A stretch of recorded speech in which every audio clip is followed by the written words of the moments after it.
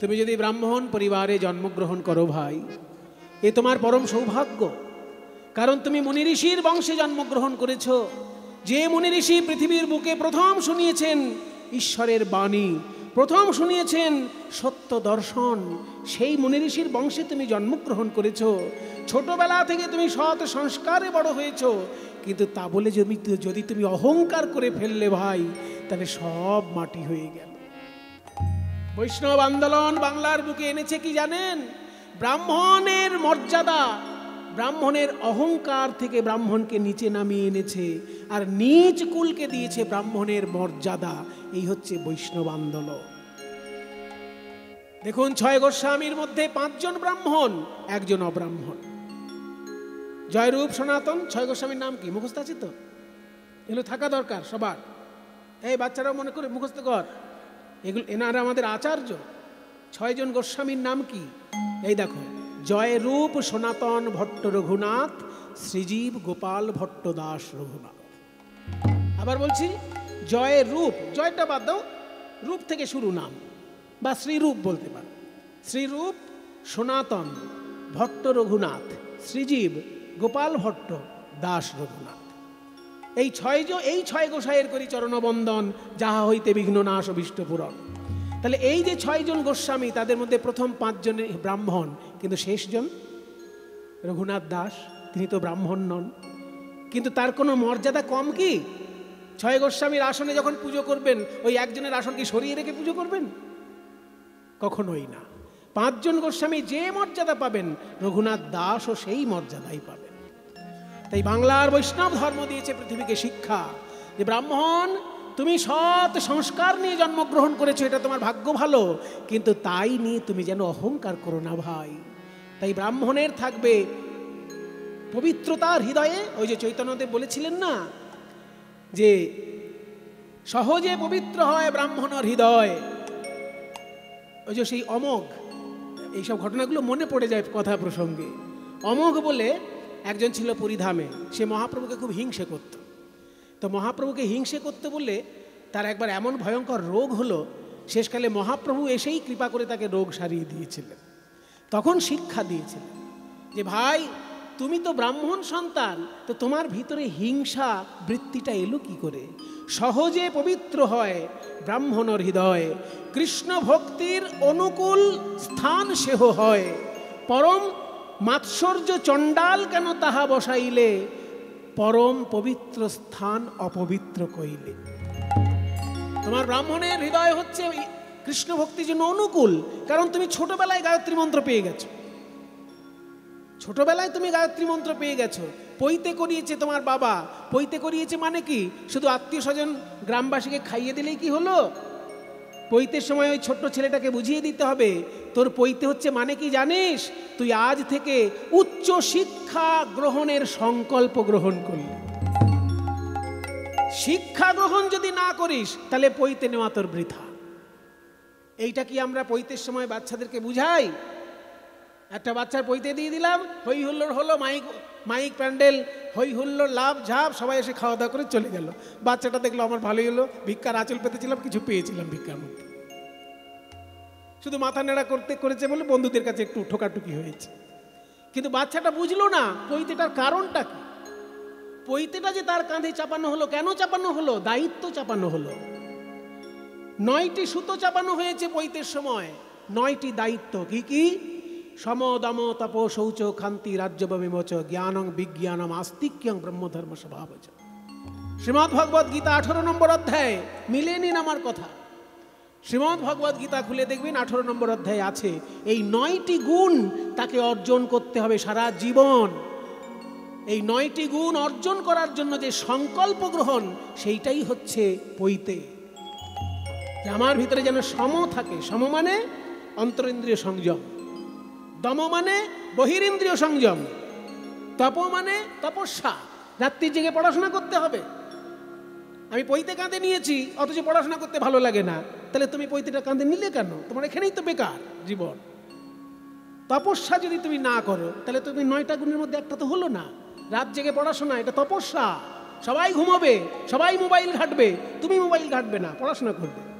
তবে তো তুমি তপস্যা করবে, মুনি ঋষির বংশধর তুমি।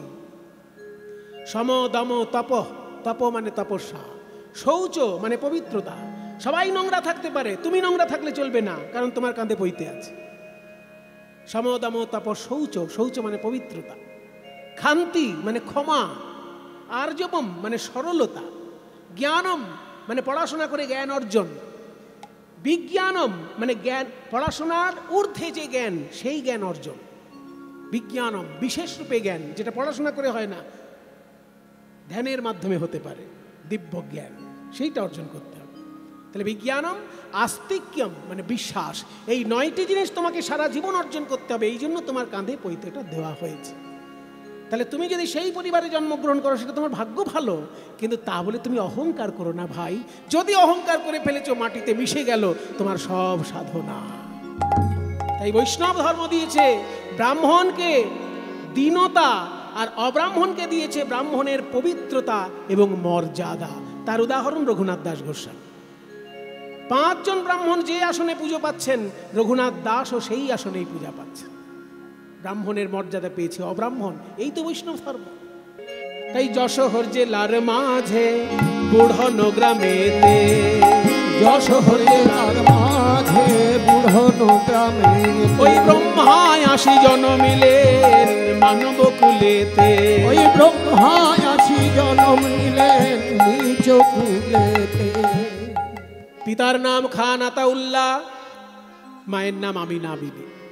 তবে মতভেদ আছে, কেউ কেউ আবার বলেন ব্রাহ্মণ পরিবারে তার জন্ম ছিল, পরে মুসলমান পরিবারে তিনি বড় হয়েছেন।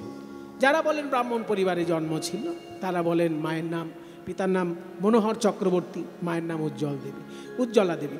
যা যে পরিবারেই তার জন্ম হোক যেথা সেথা, কর্ম হোক ভালো। আমাদের জন্য তিনি কি করেছেন আমরা সেটা দেখব। খান আতাউল্লাহ, গৌড়ীয় বৈষ্ণব অভিধানে যেটা লেখা আছে আমি সেটা বলছি। পিতার নাম খান আতাউল্লাহ, তার ঘরে জন্মগ্রহণ করলেন, কিন্তু মাত্র 1.5 বছর বয়সের মধ্যে পিতা মাতা দুজনকেই হারালো ওই ছোট্ট ছেলে হারেস। হঠাৎ করে মহামারী আক্রমণ করলো সারা দেশকে। মহামারীর আক্রমণে পিতা মাতা দুজনই পরলোকগত। মৃত পিতা মাতার কোলের কাছে 1.5 বছরের শিশু হারেস কাঁদছে। মামা বলিয়া শিশু কাঁদিতে লাগিল, ও মামা বলিয়া শিশু কাঁদিতে লাগিল, হাবিবুল্লাহ কাজী এসে কোলে তুলে নিল, হাবিবুল্লাহ কাজী এসে কোলে তুলে নিল। তখনকার দিনে এক একজন কাজী সাহেবের আনুগত্যে কয়েকটা করে গ্রাম শাসন হতো। এখন যেমন পঞ্চায়েত, এক একটা পঞ্চায়েতের আনুগত্যে কয়েকটা গ্রাম শাসন হয়, তখনকার দিনে এরকম এক একজন কাজী সাহেবের দায়িত্বে কয়েকটা গ্রাম থাকে। তা হাবিবুল্লাহ কাজী সাহেব দেখতে বেরিয়েছেন এত বড় মহামারীতে কজন বেঁচে আছে, কজন মরে গেছে। তার মধ্যে দেখে পিতা মাতা মৃত, মৃত পিতা মাতার কোলের কাছে একটা 1.5 বছরের শিশু কাঁদছে মা মা বলে। ওই ছোট্ট ছেলেটিকে হাবিবুল্লাহ কাজী সাহেব কোলে তুলে নিলেন, আকাশের দিকে তাকিয়ে বললেন, ইয়া আল্লাহ, ইয়া খোদা, এ তোমার কেমন মেহেরবানি। হাজার হাজার ইনসান ইন্তেকালের মুখে ঢলে পড়েছে, তুমি একটা ছোট্ট শিশুর জিন্দেগি বকশিশ দিয়েছো খোদা। এ নিশ্চয়ই একদিন তোমার খিদমত করবে। তোমার মেহেরবানিতে এই ছেলের জিন্দেগি তুমি বকশিশ দিয়েছো খোদা, এ নিশ্চয়ই একদিন তোমার খিদমত করবে, তোমার ইবাদত করবে। তাই ছোট্ট ছেলেটাকে নিয়ে বাড়িতে এসে বলছে, আমিনা, কত মাজার শরীফে গিয়ে তুমি দোয়া ভিক্ষা করেছো একটা সন্তান পাওয়ার জন্য, পাওনি তো? এই দেখো খোদার মেহেরবানি, আমি এই ছোট্ট ছেলেটাকে কুড়িয়ে পেয়েছি। এর বাবা মা মারা গেছে, একে তুমি কোলে তুলে নাও। ফাতেমা বিবি, ফাতেমা বিবির কোলে সমর্পণ করি, ফাতেমা বিবির কোলে সমর্পণ করিল। ফাতেমা বিবি ছোট্ট ছেলেটাকে কোলে পেয়ে খোদার মেহেরবানি মনে করে তাকে বড় করতে লাগলেন। নাম রাখা হলো হারিস। হারিস যখন একটু বড় হয়েছে, কিসে যেন সুরে তার মন টানে। পাড়ায় যখন কোথাও কীর্তন গান হয়, হরিনাম হয়, ওই হারিস গিয়ে সবার সামনে বসে থাকে। কীর্তন গানের আসরে যখন কীর্তন হচ্ছে, ছোট্ট ছেলে হারিস গিয়ে সবার সামনে বসে আছে। আর কীর্তনিয়া যিনি, তিনি বলছেন, ভাই, জাতি ভেদ নিয়ে যে আমরা বড়াই করি, এ আমরা নিজেরা করেছি ভাই। শোনো, শাস্ত্র বলছে 4টি জায়গা থেকে 4টি জাতির উৎপত্তি হয়েছে। ভগবানের মুখ থেকে ব্রাহ্মণের সৃষ্টি, ভগবানের বাহু থেকে ক্ষত্রিয়ের সৃষ্টি, ভগবানের উরু থেকে বৈশ্যের সৃষ্টি, আর চরণ থেকে শূদ্রের সৃষ্টি। কিন্তু গোটাটাই তো ভগবানের শরীর, তাই মানুষের মধ্যে কোনো ভেদাভেদ নেই। সবারই জন্ম ভগবানের শ্রী অঙ্গ থেকে, তাই নিজেদের মধ্যে ভেদাভেদ করো না ভাই। মুখবাহুরূপাদেভ্য পুরুষস্যাশ্রমস্যঃ চত্বার যজ্ঞিরে বর্ণা বিপ্র শূদ্রাদয় পৃথক। শ্রীমদ্ ভাগবত বলছে যে মুখ থেকে ব্রাহ্মণ, হাত থেকে ক্ষত্রিয়, উরু থেকে বৈশ্য, চরণ থেকে শূদ্র, এই 4টি বর্ণ যে জন্মগ্রহণ করেছে, সবাই ভগবানের শ্রীঅঙ্গ থেকেই জন্ম নিয়েছে।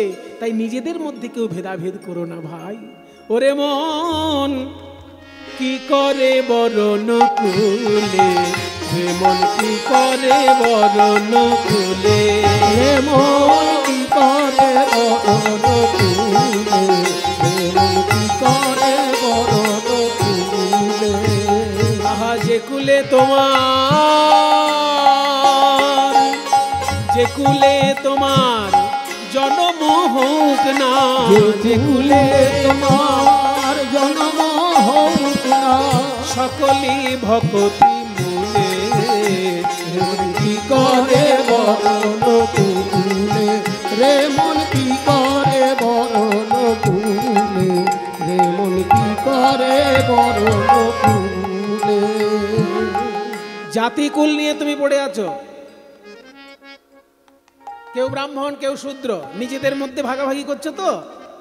এইবার দেখো, হনুমান যে ভগবানের এত বড় ভক্ত, হনুমানের টাইটেল কি? ভট্টাচার্য, শ্রী হনুমান ভট্টাচার্য, তাই কি? কিংবা ঘোষ, কিংবা দাস, মণ্ডল, তার তো কোনো টাইটেলই নেই। কেন? কপি কুলে জন্ম, বানর কুলে জন্মগ্রহণ করে যদি হনুমান ভগবানের সব থেকে প্রিয় ভক্ত হয়, তুমি জাতিকুল নিয়ে পড়ে আছো।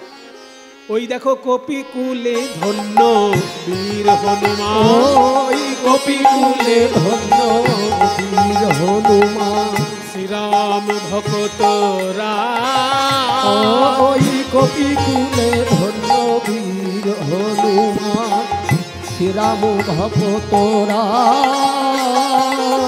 রাক্ষস হইয়া বিভীষণ বৈশে, রাক্ষস হইয়া বিভীষণ বৈশে, ঈশ্বর সভার মাত। দেখো রাক্ষস হইয়া বিভীষণ বৈশে, ঈশ্বর সভার মাত, ঈশ্বর সভার মাত। রামচন্দ্রের লীলা যদি ভালো করে স্মরণ করো, দেখবে ভগবান রামচন্দ্র যাকে যাকে বন্ধুক করেছেন, সবাই যে বড় জাতের লোক তা নয়, ছোট জাতের মধ্যে থেকেও বন্ধু করে বুকে টেনে নিয়েছেন। তার নাম কি? দেখো না কেমন মিতালি করিল, দেখো না কেমন মিতালি মিতালি করিল, গুহক চণ্ডাল বরে মন। দেখো না কেমন মিতালি করিল, গুহক চণ্ডাল বরে। মহাভারতে দেখো, বিদুর হলেন দাসী পুত্র, আর দুর্যোধন ক্ষত্রিয় সন্তান। কিন্তু শ্রীকৃষ্ণ যখন গেলেন হস্তিনাপুরে, দুর্যোধনের নিমন্ত্রণ গ্রহণ না করে বিদুরের ঘরে অন্ন গ্রহণ করলেন। বিদুরের বলো কি বাকুল ছিল, খাইল যাহার ঘরে। মন বিদুরের বলো কি বাকুল ছিল, খাইল যাহার ঘরে। যারা শ্রীকৃষ্ণের আপনজন তাদের মধ্যে সব থেকে প্রিয় কারা? না বৃন্দাবনের গোপী। তারা তো ব্রাহ্মণও নয়, ক্ষত্রিয়ও নয়, গোয়ালিনী। দেখো না কেমন সাধনা করিল গোকুলে গোপের নারী। দেখো না কেমন সাধনা করিল গোকুলে গোপের নারী। বলো বলো জাতি কুলাচারে কি বল করিবে সে হরি যে ভজে তারি। জাতি কুলাচারে কি বলো করিবে সে হরি যে ভজে তারি। আপনারা দেখলেন এত সুন্দর বৈষ্ণব পদাবলী, যে নিজ বংশে জন্মগ্রহণ করলেও ভগবানের বন্ধু হওয়া যায়, ভগবানের অন্তরঙ্গ পার্ষদ হওয়া যায়। এই পদাবলী দৃষ্টান্ত দিন। এবার শেষকালে বলা হচ্ছে সিদ্ধান্ত। এতক্ষণ দেখানো হলো দৃষ্টান্ত, আস্তে এতক্ষণ দৃষ্টান্ত বলা হলো যে গুহক চণ্ডাল সে রামের বন্ধু। ওই দেখো গোয়ালিনী, তারা ভগবানের সব থেকে আপনজন। তার মানে কি? শ্রীকৃষ্ণ ভজনে সবে অধিকারী, কুলেরও গরব নাই। ওগো শ্রীকৃষ্ণ ভজনে সবে অধিকারী, কুলেরও গরব নাই। কহে প্রেমানন্দ যে করে গরব নামা।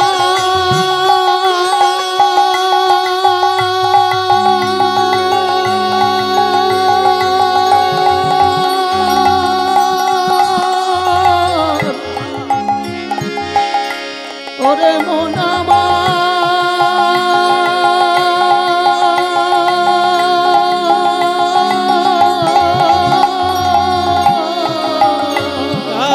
কহে প্রেমানন্দ যে করে গরব। নিতান্ত মূরখ সেই। আস্তে, ছোট্ট ছেলে হারেস উঠে দাঁড়িয়েছে কীর্তন শুনতে শুনতে। কীর্তনিয়া বাবা, বলো খোকা, আমি আপনার কাছে একটা কথা জানতে চাই। হ্যাঁ বলো বাবা। এই যে আপনি এক্ষুনি গান গাইলেন যে কৃষ্ণ ভজনে কোনো জাতি কুলের বিচার নেই, ছোট জাত বড় জাতের ভাগাভাগি সাধারণ মানুষে করে, ভগবানের কাছে সবাই সমান। তো আমি তো মুসলমান, আমি কি এই হরিনাম করতে পারবো? কীর্তনিয়া বললেন, শোনো বাবা, তুমি প্রাণ ভরে হরিনাম করতে পারো, কোনো বাধা নেই। শাস্ত্রে কি বলে জানো? অপবিত্র পবিত্র বা সর্বাবস্থাঙ্গত বিবা ইয়াস্মরেত পুণ্ডরিকাক্ষং সবাহ্য অভ্যন্তর শৌচ। অপবিত্র অবস্থাতেই থাকো বা পবিত্র অবস্থাতেই থাকো, তুমি যদি ঈশ্বরের হরির নাম গ্রহণ করো, তোমার বাইরের দিকটাও পবিত্র হয়ে গেল, তোমার ভিতরের দিকটাও পবিত্র হয়ে গেল। তাই তুমি যদি হরিনাম করতে পারো বাবা, তোমার জীবন ধন্য হয়ে যাবে। কিন্তু এই যে আপনি বললেন আমাদের ভগবান আর আপনাদের ভগবান তো আলাদা, সে আবার কি কথা? হ্যাঁ, আমরা তো ভগবানকে আল্লাহ বলি, খোদা বলি, আর আপনারা কি হরি বলেন, কৃষ্ণ বলেন, রাম বলেন।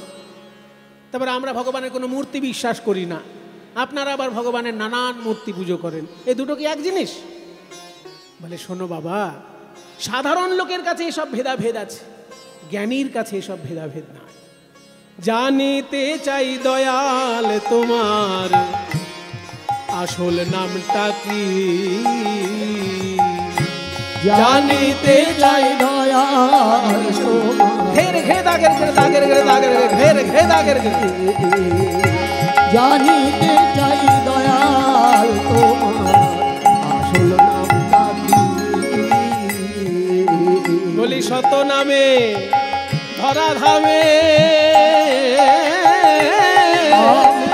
শত নামে ধরা ধামে, আমরা কত নামে তোমায় ডাকি।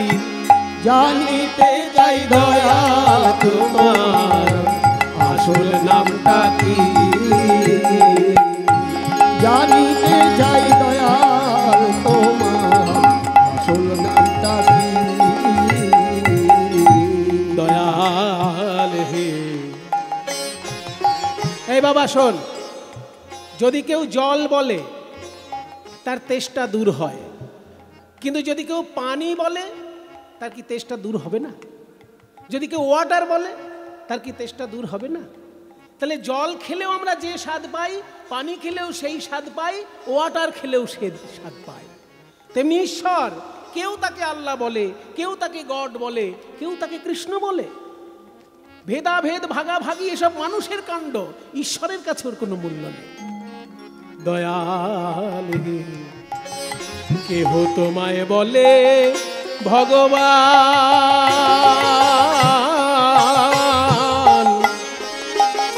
গড বলে কেউ করছে আহ্বান।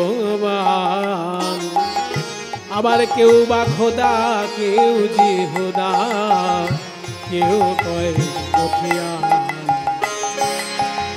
গাইলাম জীবন ভরে মুখস্থ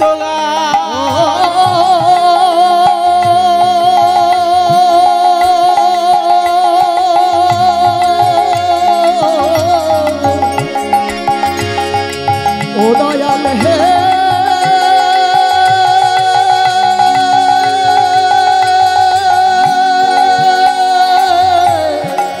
দয়াল হে,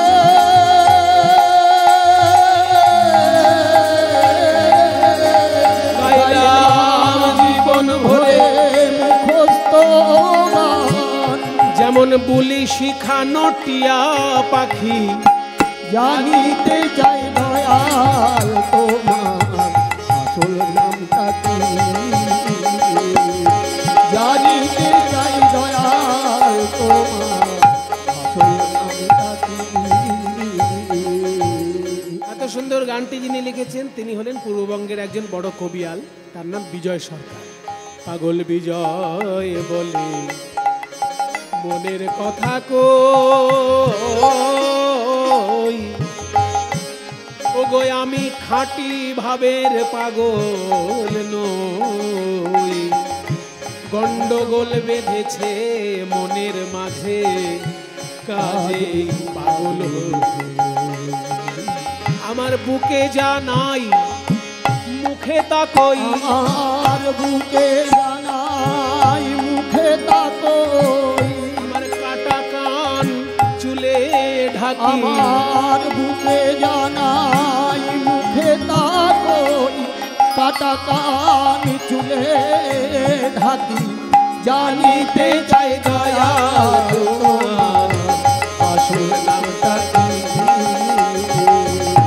জানিতে চাই দয়াল তোমার আসল নামটা কি? আমরা কত নামে ধরা ধামে, কত নামে ধরা ধামে, কত ভাবে তোমায় ডাকি। জানিতে চাই দয়াল তোমার আসল নামটা কি? তাহলে আমি হরিনাম করতে পারবো মুসলমান হয়েও? হ্যাঁ বাবা, তুই করতে পারবি। একটা জিনিস মনে রাখবি, বিশ্বাস নিয়ে যদি প্রাণ ভরে হরিনাম করতে পারিস তাহলে জীবনে প্রমাণ পাবি। হরি নামে, হরি নামে, হরি নামে, হরি নামে। ছোট্ট ছেলে যখন বাড়িতে এসেছে, সারা রাত্রির কীর্তন শুনে বাড়িতে এসেছে, এবার বাড়ির লোক বললো গরু নিয়ে মাঠে যা। তো গরু নিয়ে যখন মাঠে গেছে, গরু চড়াতে গিয়ে ঘুমিয়ে পড়েছে, আর সেই গরু অন্যের ফসল নষ্ট করেছে। তারা তো আর ছেড়ে কথা বলবে না, তারা এসে হাবিবুল্লাহ কাজীকে নালিশ করেছে, এই যে কাজী সাহেব, লোকের বিচার পরে করবেন, আগে ঘরের বিচার করুন। আপনি ওই যাকে কুড়িয়ে এনেছেন মানুষ করবেন বলে, ও একটা অমানুষ তৈরি হয়েছে। হিন্দুদের কীর্তন শুনে বেড়ায় রাত্রির জেগে, আর তার খেসারত আমাদের গুনতে হচ্ছে। ও কীর্তন শুনে আসবে হিন্দুদের রাত্রির জেগে, আর গরু চড়াতে গিয়ে ঘুমিয়েছে, সেই গরু আমার ধান নষ্ট করেছে। তাই বলছি ছেলেকে শাসন করো। হাবিবুল্লাহ কাজী বলছে, শোন হারেশ, তুই রাত জেগে হিন্দুদের কীর্তন শুনতে যাস? তোবা তোবা, কত ভাগ্য ভালো তোর, ইসলাম ধর্মের ঘরে তুই জন্ম নিয়েছিস, আর এই কাফেরদের কীর্তন শুনতে যাস? আর যদি শুনতে যাস, এত লোকের সামনে ঘোষণা করলাম, তোকে আমি বাড়ি থেকে তাড়িয়ে দেবো, তোকে আমি তেজ্য পুত্র ঘোষণা করব।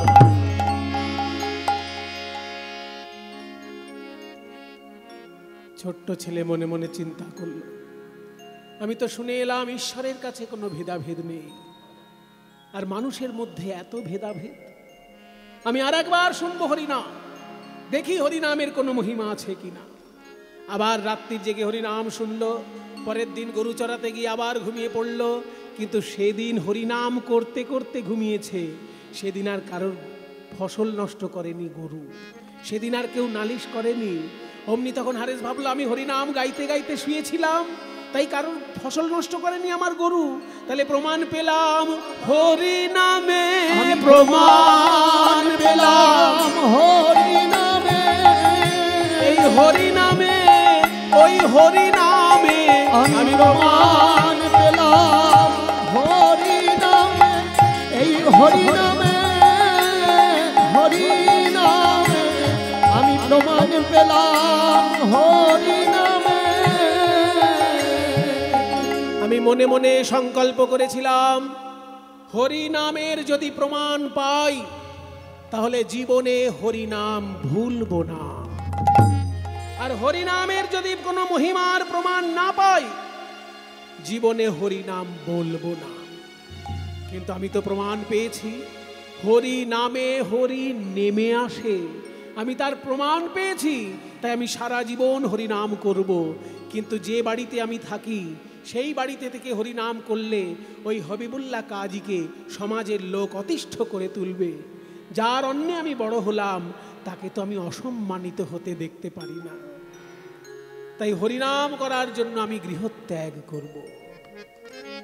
আত্মীয় স্বজন ছেড়ে, নিজের গ্রাম ছেড়ে হারিস চলল নিরুদ্দেশে। শুধু হরিনামকে ভালোবেসে সে গৃহত্যাগ করল। হাবিবুল্লাহর পায়ে প্রণাম জানিয়ে চিরকালের মতন বিদায় নিল হারিস। মা বাবাকে প্রণাম করে যাকে দেখে তাকেই বুকে জড়িয়ে ধরে বলে, ভাই আমি জীবনে প্রমাণ পেয়েছি, হরি নামে, হরি নামে। তুমিও একবার আমার সঙ্গে বলো, হরি বলো ভাই মুখে, হরি বল ভাই মুখে, হরি বল ভাই, এই হরি নাম বিনা এই হরি নাম বিনা জীবে আর গতি নাই, নাই, নাই, নাই। হরি বল ভাই মুখে, হরি বল ভাই, হরি বলো, হরি বলো, হরি বলো ভাই। হরি বল, হরি বল, হরি বল ভাই, হরি বলো, হরি বলো, হরি বল ভাই, হরি বল, হরি বল, হরি বল, হরি বল, হরি বল, হরি বল, হরি বল ভাই মুখে, হরি বল ভাই মুখে, হরি বল ভাই। কে বাবা তুমি? লোকের হাতে পায়ে ধরে হরিনাম প্রচার করছো, কে তুমি?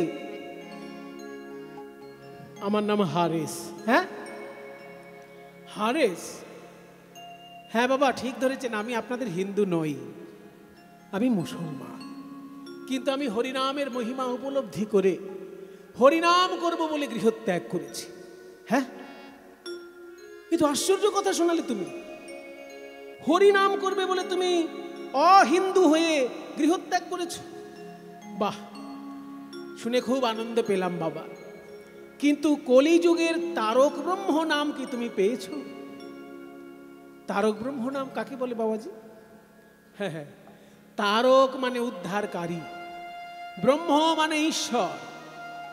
ঈশ্বর যখন জীবকে উদ্ধার করার জন্য স্বয়ং হরিনাম রূপে অবতীর্ণ হন তাকে বলে তারক ব্রহ্ম হরিনাম। কলিযুগের সেই তারক ব্রহ্ম নাম তুমি পেয়েছো? আমি আমার গুরুর কাছে পেয়েছি। আপনি কে বাবা? আমার নাম অদ্বৈত আচার্য। আপনার গুরু? আমার গুরু হলেন মাধবেন্দ্র পুরী গোস্বামী পাদ। তার কাছে পেয়েছি আমি কলিযুগের নাম। তুমি কি নেবে আমার কাছে?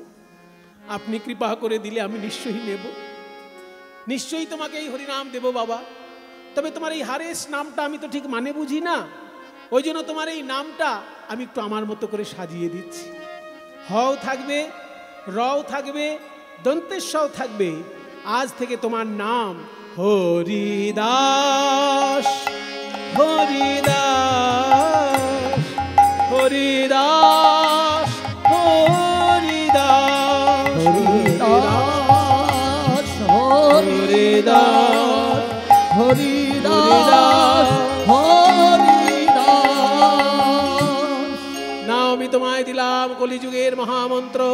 বলো হরে কৃষ্ণ হরে কৃষ্ণ কৃষ্ণ কৃষ্ণ হরে হরে হরে রাম হরে রাম রাম রাম হরে হরে হরে কৃষ্ণ হরে কৃষ্ণ বলো হরিদাস কৃষ্ণ হরে হরে হরে রাম হরে রাম রাম রাম হরে হরে। গুরুদেব, এত সুন্দর মালার মতো সাজানো হরিনাম আপনি কোথায় পেলেন? কি সুন্দর সাজানো নাম। শোনো, এই হরিনামকে বলে মহামন্ত্র। কেন জানো? এতে 3টি শব্দ রয়েছে, হরে কৃষ্ণ রাম। হরে মানে হে হরি, সত্যযুগের ভগবান নারায়ণ, তাকে বলা হচ্ছে হে হরি। রাম মানে হে রাম, ত্রেতা যুগের অবতার রাম, তাকে রাম বলে ডাকা হচ্ছে। আর দাপর যুগের কৃষ্ণ, সত্য ত্রেতা দাপর 3 যুগের ভগবানকে এক মন্ত্রের মধ্যে ডাকা হচ্ছে, তাই এটা মহামন্ত্র। 8 বার হরে আছে, 4 বার রাম আছে, 4 বার কৃষ্ণ আছে। আর একটা কথা শুনে রাখো, এখানে হরে মানে যেমন হে হরি, তেমনি হরে মানে আবার হে রাধে। মানে মুনি শব্দের সম্বোধনে মুনে হয়, তেমনি হরি শব্দের সম্বোধনে হরে। আবার লতা শব্দের সম্বোধনে লতে হয়, ঠিক তেমনি হরা শব্দের সম্বোধনে হরে। এখানে হরা মানে প্রাণ গোবিন্দের মনোহরা শ্রী রাধারানী। শ্রী রাধারানী গোবিন্দের মনোহরা, তাই হরা মানে রাধা, এখানে হরে মানে রাধেও হতে পারে। এই রাধে কৃষ্ণ, হরে কৃষ্ণ মানে যেমন হে হরি হে কৃষ্ণ, তেমনি আবার হরে কৃষ্ণ মানে হে রাধে হে কৃষ্ণ। একই সঙ্গে রাধা গোবিন্দের যুগল উপাসনার বীজ এই মন্ত্রের মধ্যে নিহিত আছে, তাই মহামন্ত্র হরিনাম। এত সুন্দর হরিনাম আপনি আমায় দান করলেন গুরুদেব। আমি আপনাকে তো দক্ষিণা দিতে পারবো না, কারণ আমি ভিক্ষে করে খাই, আমি কোনোদিন পয়সা ছুঁই না, দক্ষিণা তো আমি দিতে পারবো না। অদ্বৈত আচার্য বললেন, দক্ষিণা কি পয়সা দিয়েই সব সময় হয়? তোমার যেটা মনে হয় তাই দক্ষিণা দাও। তাই যদি হয় গুরুদেব, তো দিলাম আমি দক্ষিণা। এই যে আপনি আমাকে হরিনাম দিলেন, আমি আপনার চরণে কথা দিলাম, যতদিন বাঁচব প্রতি মাসে 1 কোটি করে নাম জপ করব, এই সংকল্পই আমার গুরু দক্ষিণা। প্রতি মাসে 1 কোটি নাম জপ করতেন হরিদাস।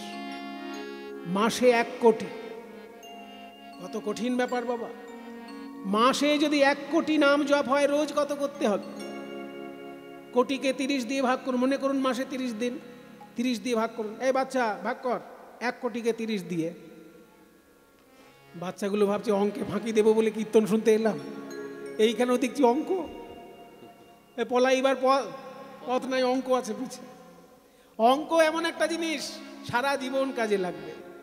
1 কোটিকে যদি 30 দিয়ে ভাগ করা যায়, ভাগফল হচ্ছে 3,33,333.3, আর 3-এর মাথায় একটা বিন্দু, মানে দশমিকের পরে ওই 3টা যত খুশি লেখা যাবে। 3,33,333-এরও বেশি, কিন্তু এক কথায় বলা হয় 3 লক্ষ নাম। 3 লক্ষ নাম হরিদাস ঠাকুর প্রতিদিন গ্রহণ করতেন। তবে সে 3 লক্ষ আবার একরকম নয়।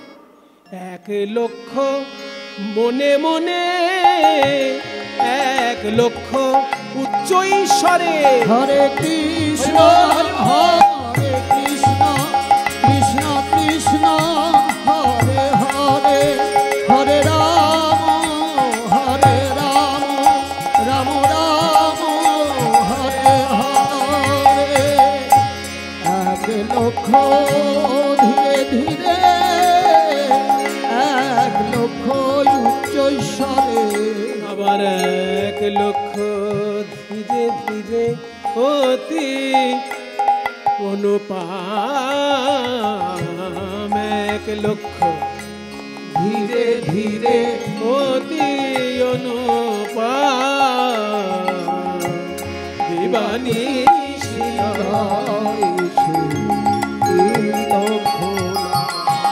হরে কৃষ্ণ হরে কৃষ্ণ কৃষ্ণ কৃষ্ণ হরে হরে, হরে রাম রাম রাম হরে হরে। যারা গুরুর কাছে মন্ত্র পেয়েছেন তারা একটু শুনে রাখুন। মন্ত্র জপ 3 রকমের হয়। মন্ত্র জপ 3 রকমের। কোনো মন্ত্র যদি জোরে জোরে উচ্চারণ করা হয় তাকে বলা হয় বাচিক জপ, আর কোনো মন্ত্র যদি ফিসফিস করে উচ্চারণ করা হয় তাকে বলা হয় উপাংশু জপ। আর কোনো মন্ত্র কোনো রকমের আওয়াজ হবে না, এমনকি জিভও নড়বে না, শুধু মনে মনেই উচ্চারণ হবে, সেই রকম জপকে বলে মানসিক জপ। জপ 3 রকম: উচ্চ ঈশ্বরে বাচিক জপ, ফিসফিস করে উপাংশু জপ, আর শুধু মনে উচ্চারণ করলে মানসিক জপ। ওই জন্য 3 রকমেরই জপ করতেন এই 3 লক্ষ নামে হরিদাস ঠাকুর। আর তিনি যেহেতু ভিক্ষাও করতেন না, কেউ কিছু দিলে তবে খেতেন, না দিলে উপোস যেতেন।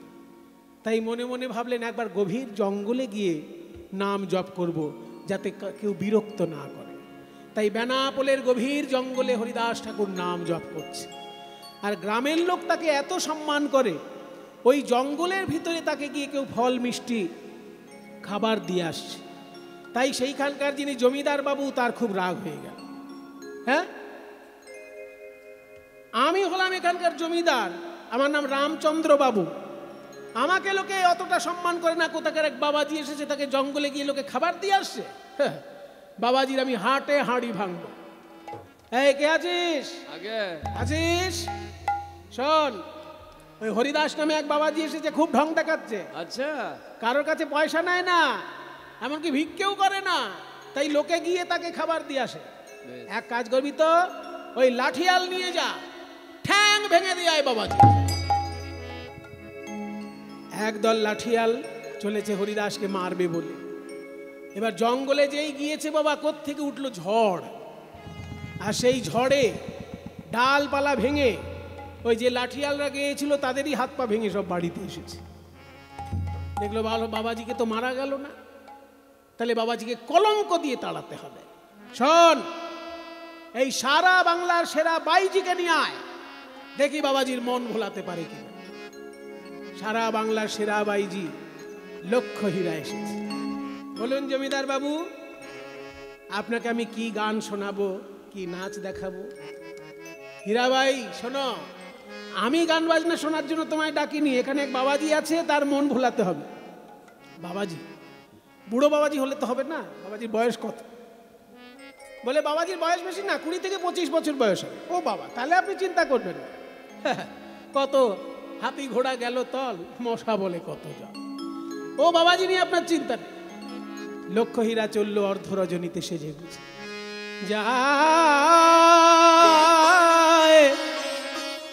যায় গো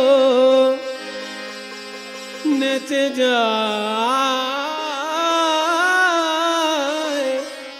নেচে যায়, নেচে নেচে যায় গো হীরা, নেচে নেচে যায় যায়, নেচে নেচে যায় গো হীরা, নেচে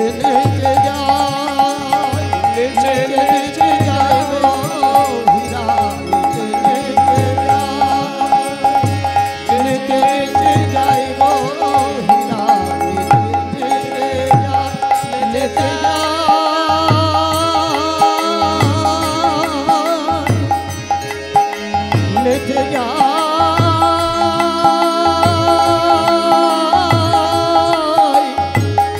নেচে নেচে যায় গো হীরা নেচে যায় নেচে নেচে যায় গো হীরা নেচে নেচে যায় গো হীরা নেচে নেচে যায়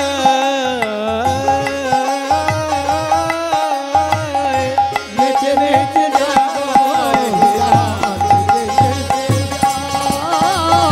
নেচে নেচে যায় গো হীরা নেচে নেচে যায় নেচে নেচে যায় গো হীরা নেচে নেচে যায়। হরিদাসের কাছে এসে যেই দাঁড়িয়েছে লক্ষ্য হীরা, হরিদাস বললেন, শোনো রমণী, তুমি আমার আশ্রমের অতিথি, তুমি তো আমার নিয়ম জানো না, শুনে নাও।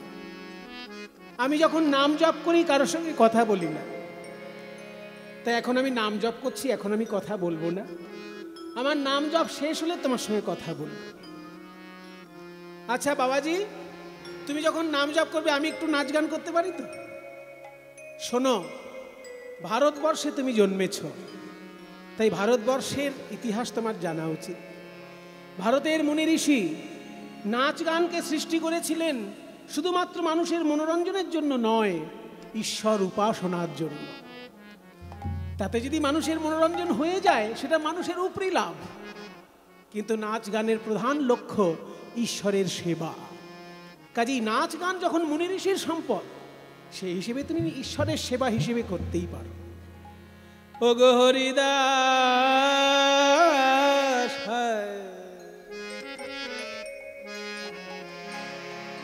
হরিদাস চাহো মুখ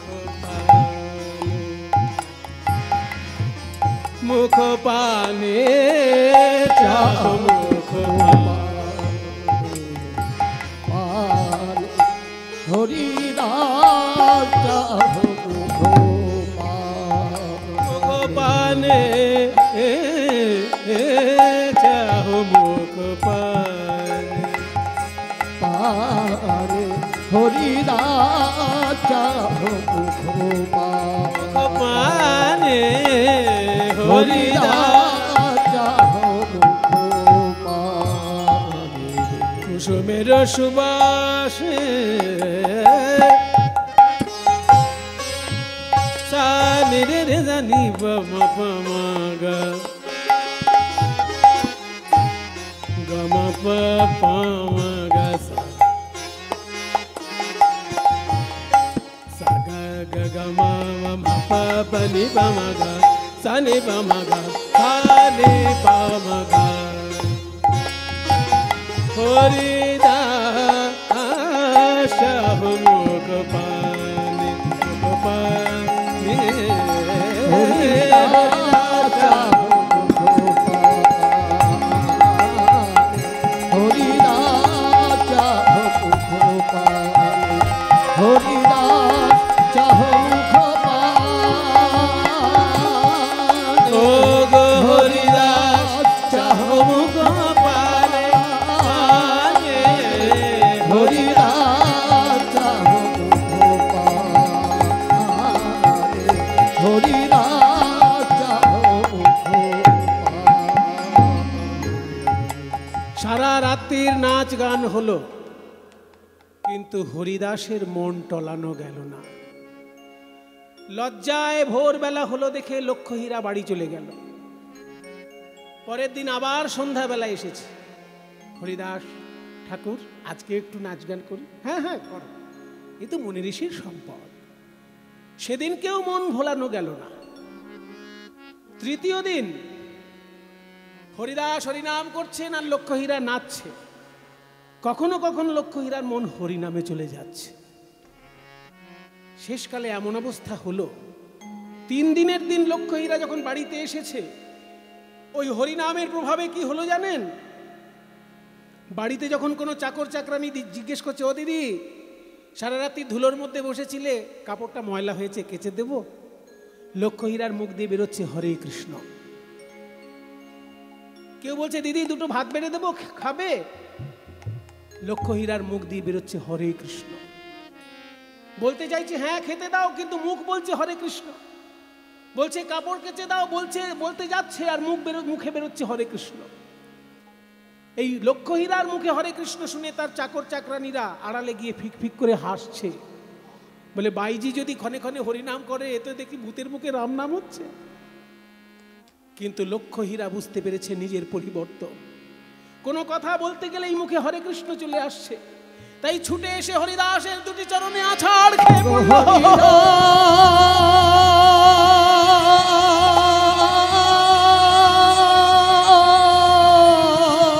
বলো বলো এ কি হরিনাম আমায় শোনালে?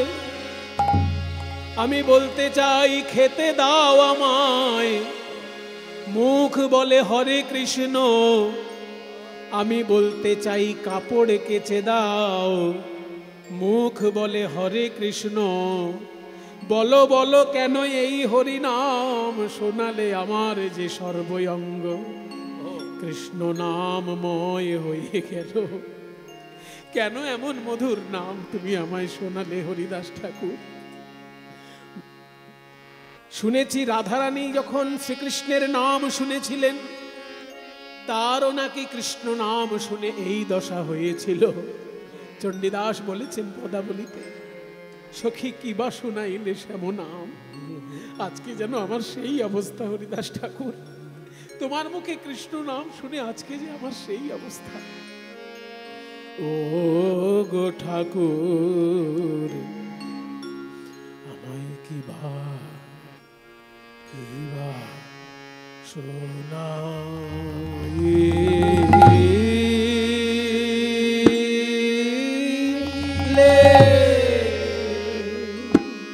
শোনাইলে গো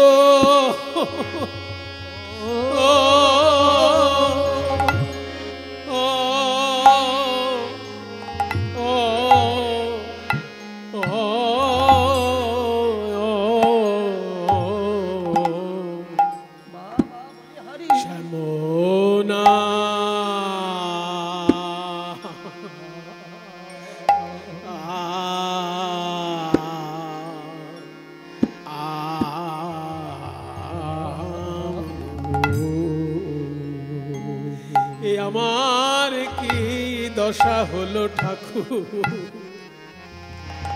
বলো বলো কি শোনাইলে?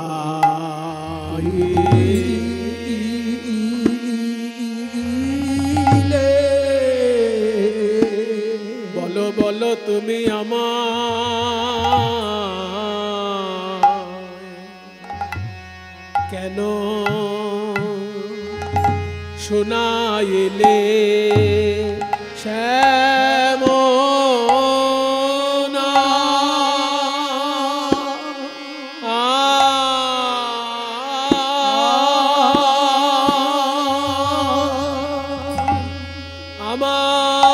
আমায়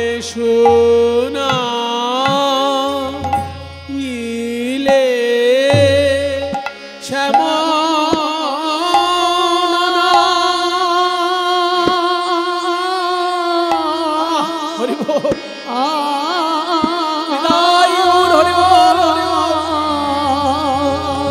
বলো বলো আমায় কেন শোনাইলে শ্যাম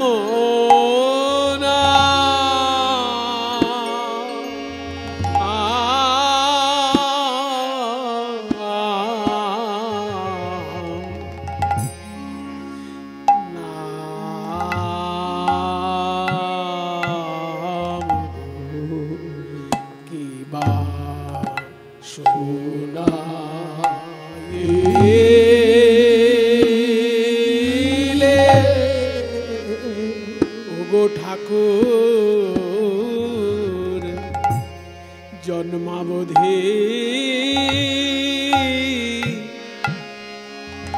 জন্মাবধি আমি এমন মধুর নাম আগে কভু শুনি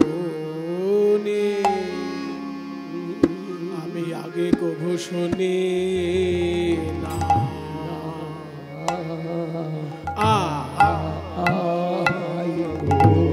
বলো বলো জানি না এই শ্যাম নামে কত মধু আছে। শ্যাম নামে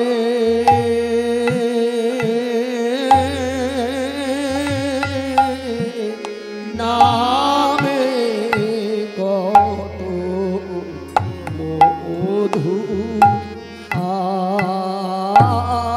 আছে। কৃষ্ণ নামে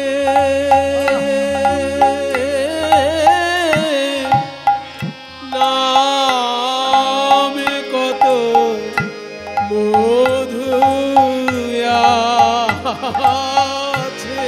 কৃষ্ণ নামে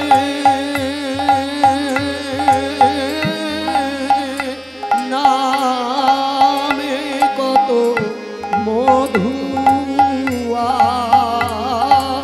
আছে। আমায় টেনে ঘরের বাহির কইলে এই নামে কত মধু আছে। ঘরে বাহির কইলে আমায় ঘরে রইতে দিলে না গো। টেনে ঘরের বাহির কইলে আমায় ঘরে রইতে দিলে না গো। টেনে ঘরের বাহির কইলে নামে কত মধু আছে। কৃষ্ণ নামে নামে কত মধু আছে। কৃষ্ণ নামে নামে কত মধু আছে। কৃষ্ণ নামে নামে নামে মধু আছে। কৃষ্ণ নামে নামে কত মধু আছে। নামে কত মধু আছে। কৃষ্ণ নামে নামে কত মধু আছে। কৃষ্ণ নামে মায়েরা উলুধ্বনি। নামে কত মধু আছে। কৃষ্ণ নামে নামে কত মধু আছে। কৃষ্ণ নামে নামে কত মধু আছে। কৃষ্ণ নামে নামে কত মধু আছে। কৃষ্ণ নামে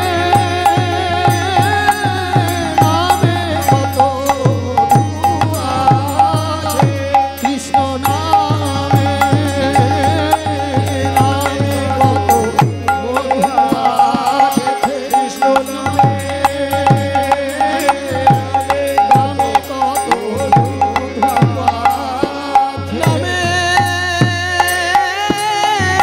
নামে কত মধু আছে। কৃষ্ণ নামে নামে কত মধু আছে। কৃষ্ণ নামে নামে কত মধু আছে। কৃষ্ণ নামে নামে কত মধু আছে। কৃষ্ণ নামে নামে কত মধু আছে। হরিদাস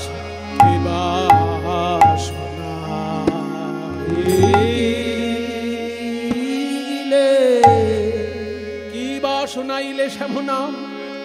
আমার কি অবস্থা জানো? চণ্ডীদাস ঠাকুর লিখেছেন, কানের ভিতর দিয়া আমার কানের ভিতর দিয়া মরমে পশিল গো। আমার কানের ভিতর দিয়া মরমে পশিল গো।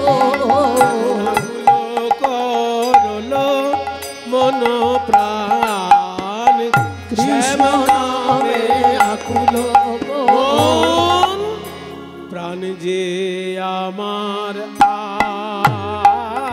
আকুল, প্রাণ যে আমার আকুল হলো গো শ্যাম নামে প্রাণ যে আমার।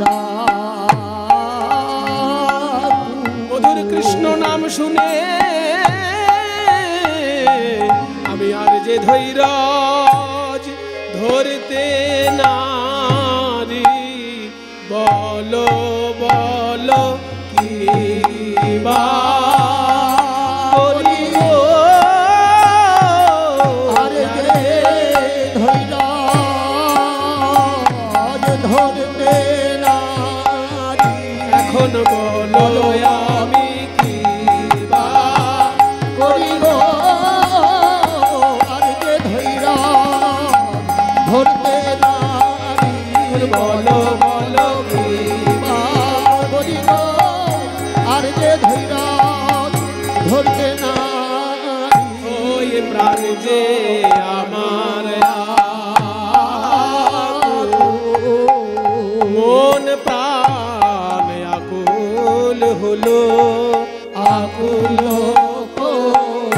হরিল মন প্রাণ গো। কৃষ্ণ নাম শুনে আমার কি অবস্থা জানো ঠাকুর?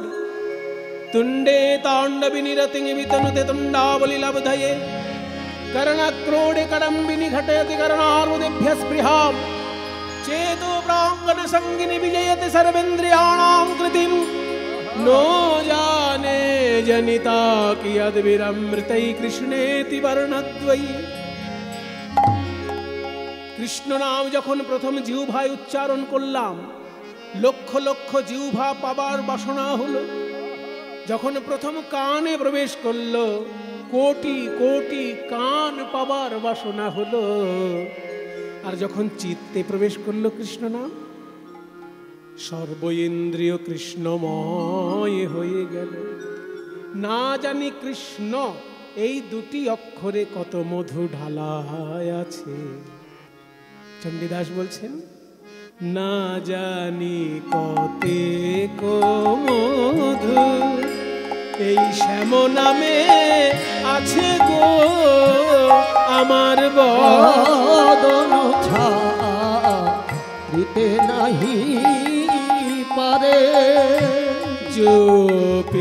জপিতে নাম অবশ করিলে গো মনে পাইব। বলো কেমনে পাবো, পাবো তুমি বলো বলো তারে কেমনে পাবো, বলো বলো তারে কেমনে পাবো, যার নামে এত মধু আছে না জানি সে কত মধুময়। যার নামে এত মধু আছে, বলো বলো তারে কেমনে পাবো। এই নাম শুনেই যদি আমার এই অবস্থা, যদি কোনোদিন শ্রীকৃষ্ণের চরণ স্পর্শ করতে পারি, আমার কি হবে ঠাকুর? নাম পরতাপে যার ঐছন করলো গো, অঙ্গের পরশে কিবা হয়, সেখানে বসতি যার নয়নে হেরিলে গো, তাদের যুবতী ধর্ম কইছে রয়। হরিদাস বলছে, লক্ষ্য হীরা, কৃষ্ণ নামে তোমার প্রাণ টেনেছে। ওই রাধারানীর যে অবস্থা হয়েছিল কৃষ্ণ নাম শুনে, আজকে তোমার সেই অবস্থা। তো এখন তোমার অবস্থা কি? ভুলতে চাইলেও তুমি ভুলতে পারবে না। পাশরিতে চাহি মনে পাশরা না যায় গো,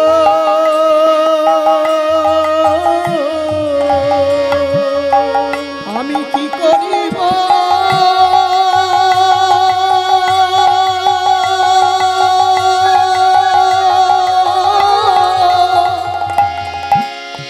কি হবে উপায়,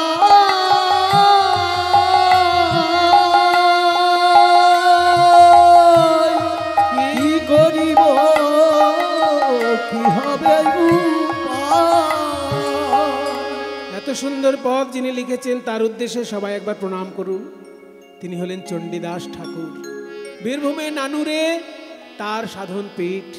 প্রণাম করুন তার উদ্দেশ্যে সবাই।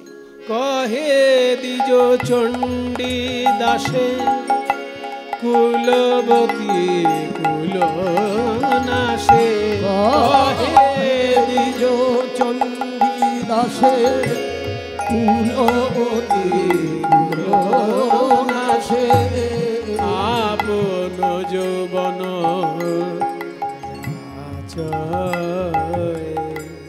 লক্ষ্যহীরা, তুমি বলছিলে না কৃষ্ণের পাড়ায় যারা থাকে সেই গোপীদের অবস্থা কি হয়? চণ্ডীদাস কি বললেন শুনলে?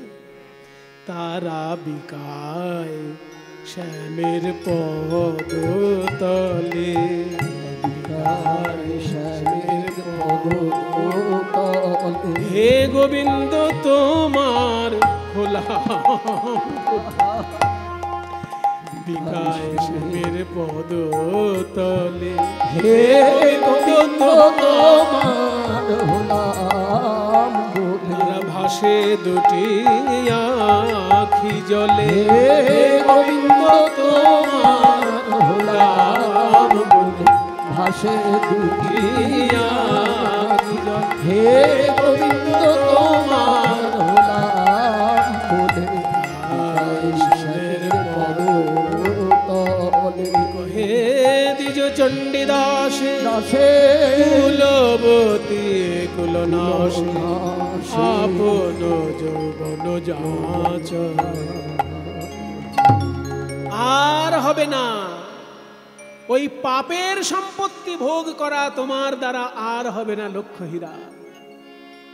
ওই পাপের সম্পত্তি তুমি দিন দুঃখী দরিদ্রের মধ্যে বিতরণ করে দাও, বৈরাগ্যের জীবন অবলম্বন করো। সেদিন থেকে লক্ষ্যহীরা বাইজির পথ ত্যাগ করে কাঙাল বৈষ্ণবীর বেশি সাধনা করতেন। বিরাট বড় সাধিকা হয়ে গেলেন লক্ষ্যহীরা।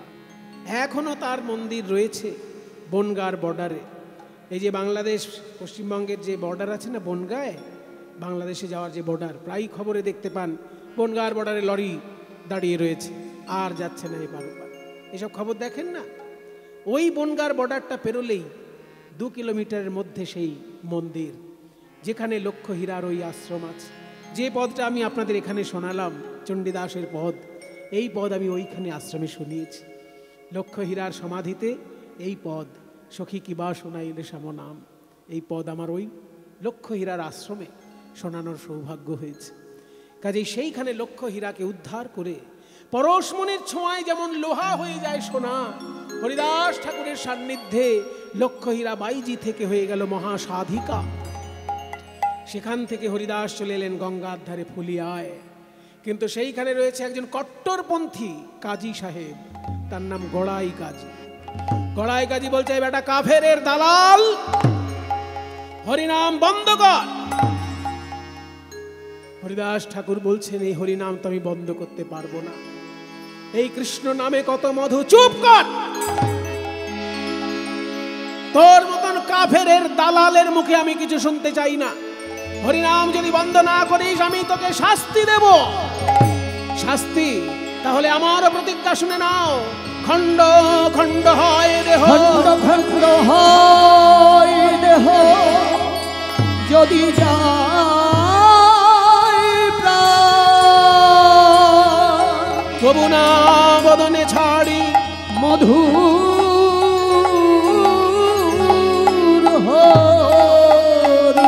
হরিনাম। কে আছিস? এই হরিদাসকে নিয়ে যা 22টা বাজারে বেত্রাঘাত করা। বাজার যখন জমে উঠবে সেই সময় খুঁটির সঙ্গে বেঁধে হরিদাসকে মারবি, যাতে লোকে দেখতে পায় মুসলমান শাসন ব্যবস্থায় একজন মুসলমান হয়ে হরিনাম করলে তার কি কঠোর শাস্তি। তাই বাজার যখন জমে উঠেছে সেই সময় খুঁটির সঙ্গে হরিদাসকে বেঁধে সবাই বেত্রাঘাত করছে। হরিদাস নাম ছাড়, নাম ছাড়, নাম ছাড়। কৃষ্ণ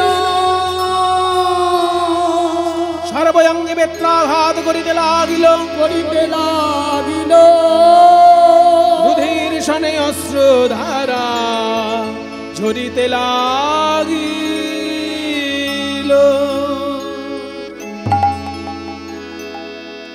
এ কি অসীম শক্তি রে তোর! এক বাজার দুই বাজারে মারলেই লোকে মরে যায়, আর 22টা বাজার শেষ হয়ে এলো, এখনো তোর প্রাণ গেল না। ওরে হরিদাস, তুই যদি না মরিস, নবাব বলেছে আমাদেরকে মেরে ফেলবে, আমাদের সংসার ভেসে যাবে। হরিদাস, আমরা তোর পায়ে ধরি, তুই নাম ছাড়। ঘাতকগণ, তোমরা আমাকে মারছো হরিনাম ছাড়ানোর জন্য তো, কিন্তু আমাকে মেরে কোনোদিন আমার হরিনাম ছাড়াতে পারবে না। কেন জানো? আমি প্রতিদিন 3 লক্ষ নাম জপ করি।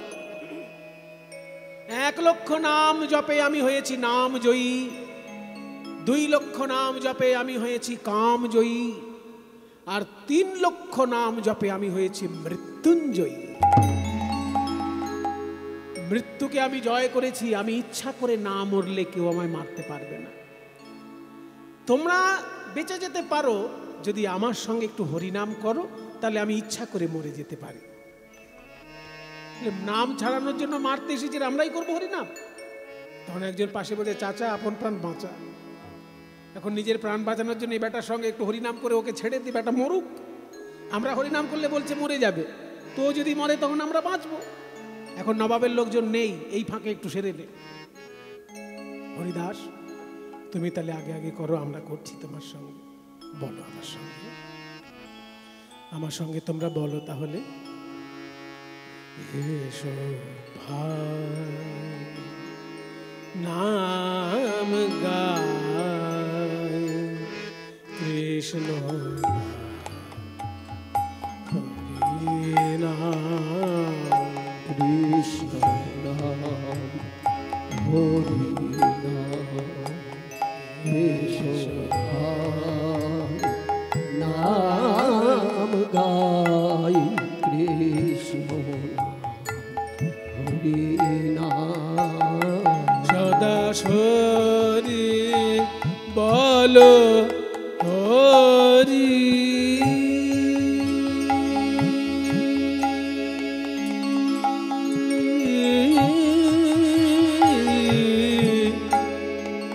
হরি হরি সদা হরি বলো হরি, কৃষ্ণ নাম বলো না, হরি নাম কৃষ্ণ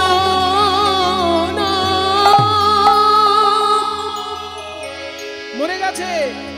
হরিদাস মরে গেছে, হরিদাস মরে গেছে। ঘাতকরা হরিনাম করার সঙ্গে সঙ্গে হরিদাস মাটিতে লুটিয়ে পড়ল। ঘাতকরা ভাবছে হরিদাস মারা গেছে, আসলে হরিদাস কিন্তু মরেনি। নাম জপ করতে করতে তার যোগ অভ্যাস হয়ে গেছে, কুম্ভক প্রাণায়াম অভ্যাস হয়ে গেছে।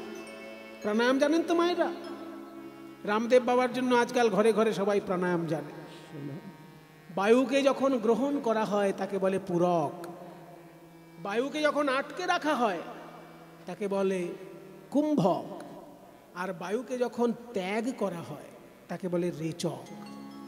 প্রাণায়ামের 3টি অঙ্গ, পূরক, কুম্ভক, রেচক।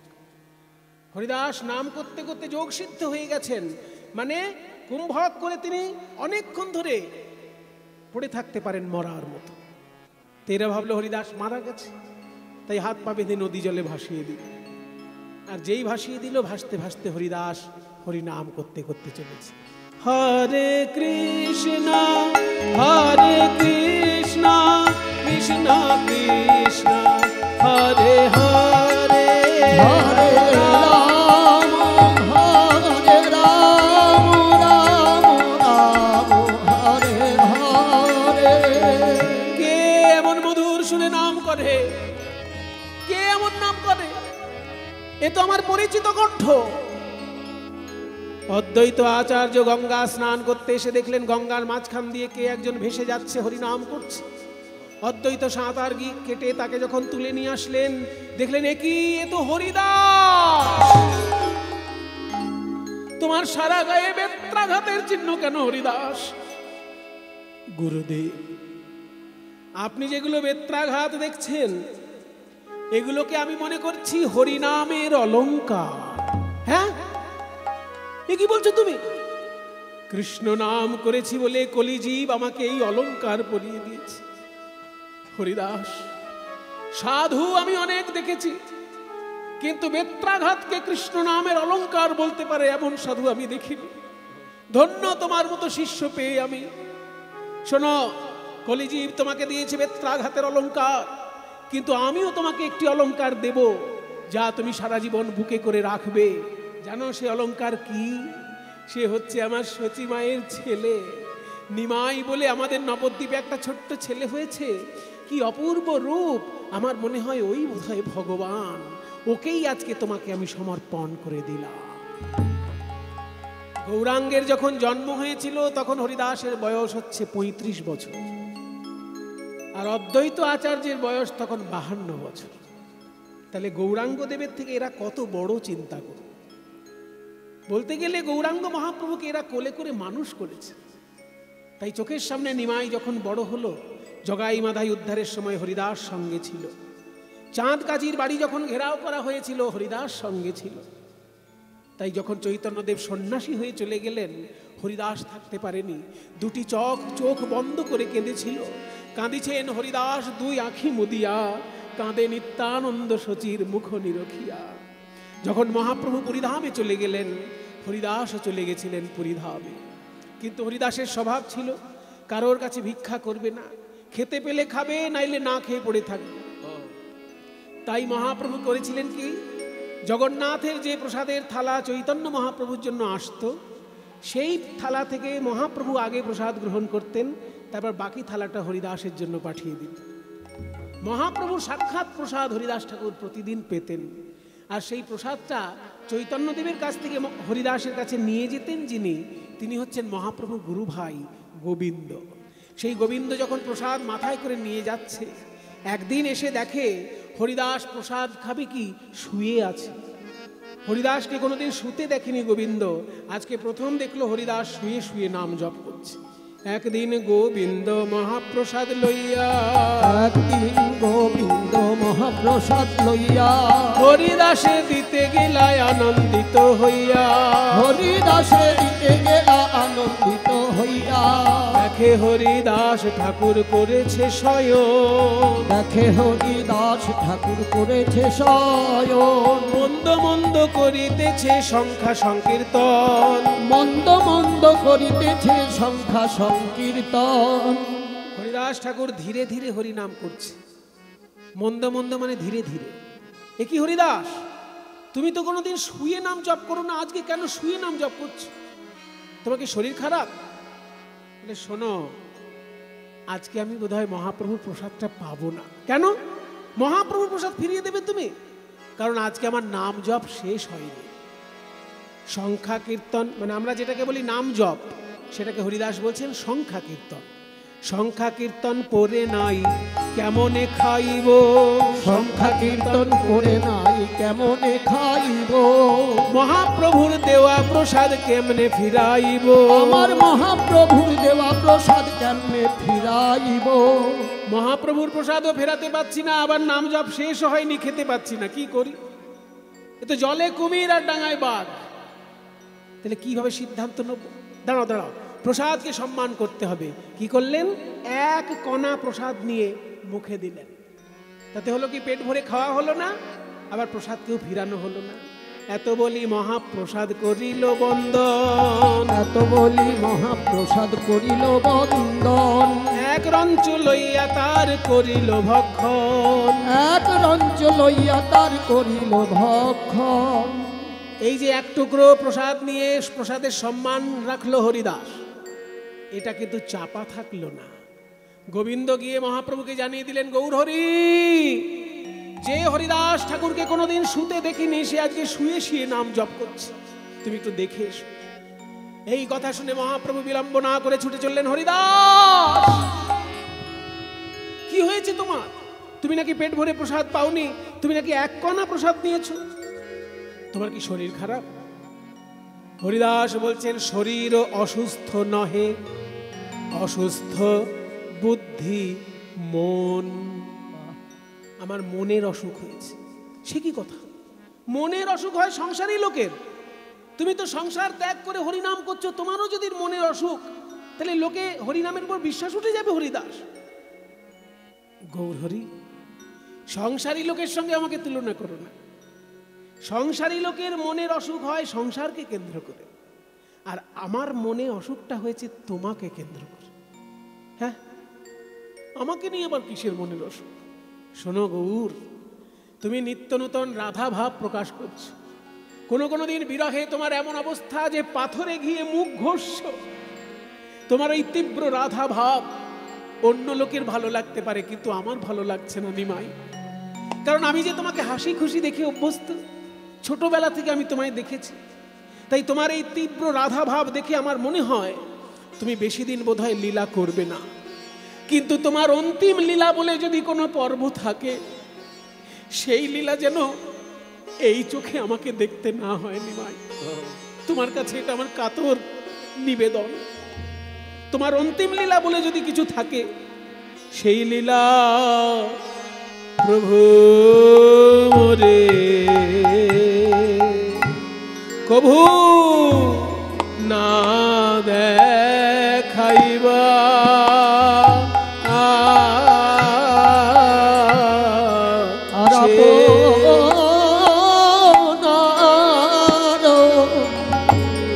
আগে মোরা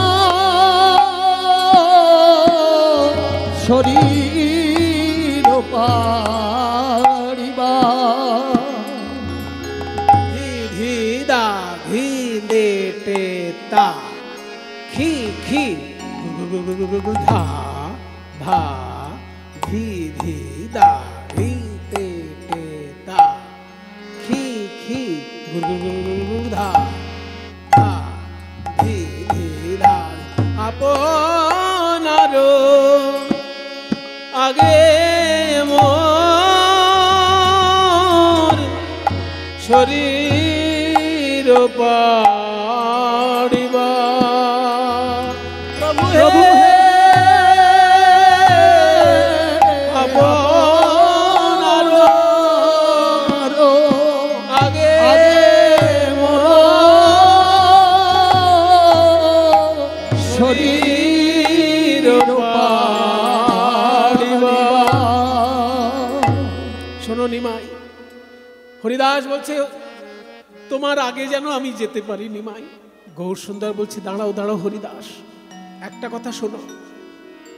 আমি প্রতিদিন জগন্নাথ মন্দিরে যাই, কিন্তু জগন্নাথ মন্দিরে যাওয়ার পরেই তোমার সামনে এসে দাঁড়াই। কেন জানো? ওই সুন্দরী মেয়েরা যেমন স্নান করে এসে আয়নার সামনে দাঁড়ায়, দেখে আমি কতটা সুন্দর হতে পারলাম, ঠিক তেমনি ভাবে আমি তোমার সামনে এসে দাঁড়াই যে তোমার মতো আমি ভক্ত হতে পারলাম কিনা, তোমার মতো আমি ভক্ত হতে পারলাম কিনা। কিন্তু হরিদাস, তুমি যদি আমাকে ছেড়ে চলে যাও, আমি কি করে লীলা করব?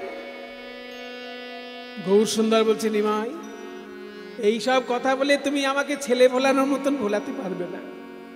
রূপ গোস্বামী, সনাতন গোস্বামী, রামানন্দ রায়, স্বরূপ দামোদর, কত বড় বড় ভক্ত রয়েছে তোমার, আর আমি কোথাকার কোন ছাড়? এক পিপিলিকা মইলে কি বা হানি হইলা? আমি একটা পিঁপড়ের মতো। আমাকে অনুমতি দাও নিমাই, তোমার আগে আমি যাব। যদি আমায় অনুমতি না দাও, তাহলে জানবো তুমি আমাকে ভালোবাসো না নিমাই। তোমার শেষ লীলা দেখার মতন আমার সহ্য শক্তি নেই, এটা তুমি বুঝতে পারছো না আমি যে তোমায় খুব ভালোবাসি। গৌর সুন্দর শেষকালে বলে ফেললেন কি? প্রভু কহে, হরিদাস, তুমি যা কিছু মাগিবে কৃষ্ণ কৃপাময় তাহাই অবশ্য পুরাইবে। তুমি যা চাইবে হরিদাস, কৃষ্ণ তোমার ইচ্ছা পূর্ণ করবেন। তার মানে কি? তোমার মনোবাসনা পূর্ণ হবে। এইটা শোনার সঙ্গে সঙ্গে হরিদাস আনন্দে উঠে বসল। উঠে বসে বলছে, নিমাই, আমার তাহলে আর একটা কথা শোনো। মৃত্যুকালে মানুষ খুব কষ্ট পায়, আমি সারা জীবন হরিনাম করেছি নিমাই, আমি কিন্তু ওইরকম কষ্ট পেয়ে মরতে চাই না। আমার 3টে ইচ্ছা আছে মৃত্যুকালে।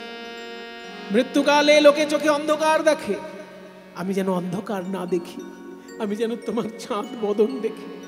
মৃত্যুকালে লোকে কথা বলতে পারে না, আমি যেন তোমার নাম মুখে বলতে পারি। মৃত্যুকালে লোকের বুকে ব্যথা হয়, আমি যেন আমার বুকে তোমার চরণটা রেখে যেতে পারি। আমি নয়নে দেখিব তোমার ও চাঁদ বদন,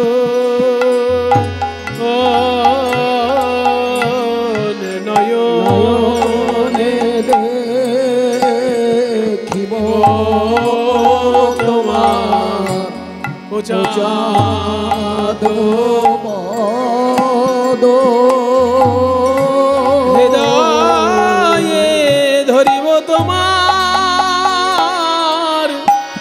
যুগল চরণ, জিহ্বায় উচ্চারিব শ্রীকৃষ্ণ চৈতন্য নাম, এই মতো মোর ইচ্ছা ছাড়িব পরা। যখন এই 3টে কথা বলে দিলেন, মহাপ্রভু ওখান থেকে সরে আসলেন। মানে হরিদাস যদি আর কিছু চায়, মহাপ্রভুর আর দেওয়া সম্ভব নয়, তাই ওখান থেকে সরে আসলেন। পরের দিন দলবল নিয়ে গৌরহরি গেছেন হরিদাসের কাছে।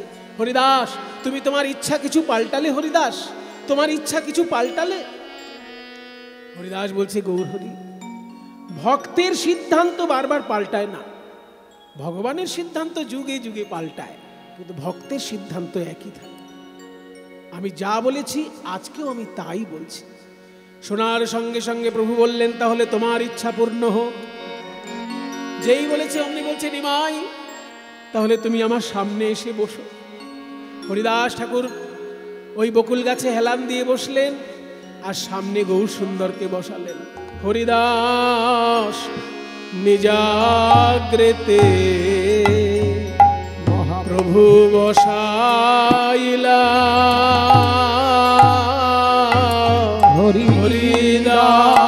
হরিদাস নিজাগ্রেতে মহাপ্রভু বসাইলা, আর নিজ নেত্র 2 ভৃঙ্গ প্রভুর মুখ পদে দিলা। হরিদাস নিজ নেত্র 2 ভৃঙ্গ প্রভুর মুখ পদ্মে দিলা। দেখুন, এইটা চৈতন্য চরিতামৃত থেকে গাইছি। কৃষ্ণদাস কবিরাজের চৈতন্য চরিতামৃত চৈতন্য লীলার সর্বশ্রেষ্ঠ গ্রন্থ। কি অপূর্ব! বলছে, হরিদাস নিজাগ্রেতে প্রভু বসাইলা, নিজাগ্রেতে মানে নিজের সামনে প্রভু বসাইলা, নিজ নেত্র 2 ভৃঙ্গ মানে 2টি নয়ন যেন ভ্রমর, আর মহাপ্রভুর বদনটি যেন সোনার পদ্মফুল। তাই বলছে, ওরে আমার নয়ন ভ্রমর, তুই ওই গৌরাঙ্গের মুখ কমলে গিয়ে বস। অনেকদিন তো এখানে থাকলি, এবার ওখানে উড়ে যা, পান করে নে রে, মধুপান করে নে রে, আমার গৌর মুখ পদ্ম মধু, মধুপান করে নে রে, মধুপান করে থাক মেতে, মধুপান করে থাক মেতে। তুই আশিস নায়ার এ দেহে মধুপান করে থাক মেতে, আশিস নায়ার এ দেহে, মধুপান করে থাক মেতে, আশিস নায়ার এ দেহে, মধুপান করে থাক মেতে, আশিস নায়ার এ দেহে, মধুপান করে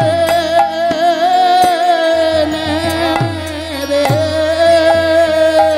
এইবার সহৃদয়ে আনি ধরিল মহাপ্রভুর চরণ, সর্বভক্ত পদধূলি করে মস্তক ভূষণ। দৃশ্যটা একবার চিন্তা করুন সবাই। চোখের সামনে গৌরাঙ্গ মহাপ্রভু, নয়নে নয়ন দিয়েছে হরিদাস, আর গৌরাঙ্গ মহাপ্রভুর দুটি চরণ হরিদাস নিজের বুকের উপর চেপে ধরেছে। যেহেতু দুই হাত দিয়ে দুটি চরণ চেপে ধরেছে বুকে, এইবার বলছে, ভাই যারা যারা বৈষ্ণব আছো আমার মাথার কাছে একজন করে এসে দাঁড়াও। একটা হাতে আমি গৌরাঙ্গের চরণ ধরি, আর একটা হাতে তোমাদের পদধূলি আমি মাথায় নিই। আমার ছোট বড় যারা আছো সবাই আমার মাথার কাছে এসো। সর্বভক্ত পদধূলি হরিদাস করে মস্তক ভূষণ। শ্রীপাদ রামদাস বাবাজি মহারাজ কি সুন্দর আখর দিলেন, তোমরা সবাই মিলে কৃপা করো, তোমরা সবাই মিলে কৃপা করো। তাই গৌর হরি বল, গৌর হরি বল। সবাই মিলে কৃপা করো। প্রাণ গৌর বলে মরতে পারি, সবাই মিলে কৃপা করো। যেন প্রাণ গৌর বলে মরতে পারি, সবাই মিলে কৃপা করো। সর্বভক্ত পদধূলি হরিদাস করে মস্তক ভূষণ। এবার শ্রীকৃষ্ণ চৈতন্য শব্দ কহে বার বার, মহাপ্রভু মুখ মাধুরী পিয়ে নেত্রে জলধার। মহাপ্রভু মুখ মাধুরী পিয়ে নেত্রে জলধার। শ্রীকৃষ্ণ চৈতন্য শব্দ করিতে উচ্চারণ, নামের সহিতে প্রাণ কইলা নিষ্ক্রাম। মুখে শ্রীকৃষ্ণ চৈতন্য বলতে বলতে নামের সঙ্গে প্রাণ চলে গেল। অসম্ভব ব্যাপার। এইভাবে ইচ্ছাকৃত ভাবে কেউ মরতে পারে? আত্মহত্যা করা সহজ, কিন্তু ইচ্ছা মৃত্যু সহজ নয়। এটা ইচ্ছা মৃত্যু। এই ইচ্ছা মৃত্যু দেখা গিয়েছিল দাপর যুগে শুধু ভীষ্মের। ভীষ্ম অপেক্ষা করছিলেন শ্রীকৃষ্ণের জন্য, যে শ্রীকৃষ্ণ আসলে তাকে দর্শন করব, তারপর আমি মরব, নইলে আমি মরব না। শ্রীকৃষ্ণ এসে যখন দাঁড়ালেন, তত্ত্বকথা আলোচনা হলো, তারপর কৃষ্ণ দর্শন করে ভীষ্ম ইচ্ছা মৃত্যু, নিজের ইচ্ছায় প্রাণ ত্যাগ করে। এটা বড় বড় যোগী ছাড়া সম্ভব নয়। ইচ্ছা করে কেউ মরতে পারে না, বড় যোগী যদি না হয়। তো হরিদাস ঠাকুর গৌরাঙ্গ মহাপ্রভুর মুখের দিকে তাকিয়ে শ্রীকৃষ্ণ চৈতন্য বলতে বলতে ওই নামের সঙ্গে তার প্রাণ চলে গেল। নামের সনে গেল চলে, হরি দাসের নামময় প্রাণ। নামের সনে গেল হরি দাসের নামময় প্রাণ। হরি নামের সনে গেল হরি দাসের নামময় প্রাণ। হরি নামের সনে গেল চলে, দাসের নামময় প্রাণ। নামের সনে গেল চলে, দাসের নামময় প্রাণ। হরি নামের সনে গেল চলে। মহাপ্রভু এখনো বুঝতে পারেননি হরিদাস দেহত্যাগ করেছে। স্বরূপ বলল, নিমাই যার বুকের উপর পা দিয়ে আছো কি এখনো আছে? আর বোধহয় নেই। এই কথা শুনে মহাপ্রভু কেমন যেন হয়ে গেলেন। হরিদাসের ওই দেহটি তুলে নিলেন আর উন্মাদের মতো নৃত্য করতে লাগলেন মহাপ্রভু। হরিদাসের তনু প্রভু লইলাই উঠাইয়া, হরিদাসের তনু প্রভু লইলাই উঠাইয়া, হরিদাসের তনু প্রভু লইলাই উঠাইয়া, আর অঙ্গনে নাচেন প্রভু প্রেমাবিষ্ট হইয়া, অঙ্গনে নাচেন প্রভু প্রেমাবিষ্ট হইয়া, আমার ভগবান নাচে রে, আর নাচে রে, ভক্তের দেহ গোলে লয়ে ভগবান নাচে রে, দেহ কোলে লয়ে ভগবান নাচে রে, বলি নাচে আমার বিশ্বম্ভর, আমার বিশ্বম্ভর, এই ত্রিভুবনের ঈশ্বর নাচে আমার বিশ্বম্ভর, মনের ঈশ্বর নাচে আমার বিশ্বম্ভর, আর অঙ্গনে নাচেন প্রভু প্রেমাবিষ্ট হইয়া, অঙ্গনে নাচেন প্রভু প্রেমাবিষ্ট হইয়া। মহাপ্রভু হরিদাসকে কোলে নিয়ে নাচতে লাগলেন। তারপর সবাই একটা সুন্দর সাজানো খাট এনে হরিদাসকে তাতে শয়ন করিয়ে সমুদ্রের তীরে নিয়ে গেলেন। মহাপ্রভু নিজে হাতে বালির গর্ত খুললেন আর হরিদাসের শ্রী অঙ্গ মালা চন্দন দিয়ে সাজিয়ে দিলেন। প্রলয় বাবু, তুমি একবার এসো, একটু শ্রীখোল বাজাবে বলেছে। কত গুণে গুণী, এত সুশিক্ষিত একজন শিক্ষক মহাশয় এবং পশ্চিমবঙ্গের প্রাইমারি শিক্ষার একটা বিশেষ পদে উনি অধিষ্ঠান করছেন। কাজে শিক্ষা ব্যবস্থার যারা যারা বড় বড় পদাধিকারী তাদের মধ্যে একজন এই ডক্টর প্রলয় বাবু, এবং তিনি নিজে অধ্যাপক, হুগলির ব্যাঙ্গাই কলেজের উনি অধ্যাপক এবং প্রাইমারি শিক্ষার একটা বড় পদের উনি পদাধিকারী। আবার শ্রীখোলও সঙ্গত করতে ভালোবাসেন, তাই একটুখানি আমার সঙ্গে বাজাবেন। আপনারা সবাই মিলে জয়ধ্বনি করে ওনাকে একটু উৎসাহিত করবেন। এবার হরিদাসের তনু প্রভু লইলাই উঠাইয়া, হরিদাসের তনু প্রভু লইলাই উঠাই, আর অঙ্গনে নাচেন প্রভু প্রেমাবিষ্ট হইয়া, অঙ্গনে নাচেন প্রভু প্রেমাবিষ্ট হইয়া, আমার ভগবান নাচে রে, ভগবান নাচে রে, ভক্তের দেহ কোলে লয়ে ভগবান নাচে রে, ভক্তের দেহ কোলে লয়ে ভগবান নাচে রে, নাচে আমার বিশ্বম্ভর, নাচে আমার বিশ্বম্ভর, এই ত্রিভুবনের ঈশ্বর নাচে আমার বিশ্বম্ভর, ভগবানের ঈশ্বর নাচে আমার বিশ্বম্ভর, আর অঙ্গনে নাচেন প্রভু প্রেমাবিষ্ট হইয়া, অঙ্গনে নাচেন প্রভু প্রেমাবিষ্ট হইয়া। হরিদাসের জন্য নিজে গর্ত খুললেন, নিজে হরিদাসকে সাজালেন। শ্রীপাদ বাবাজি মহারাজ বলছেন, ভক্ত তো ভগবানকে সাজায়, কিন্তু ভগবান ভক্তকে সাজানোর সুযোগ পায় না।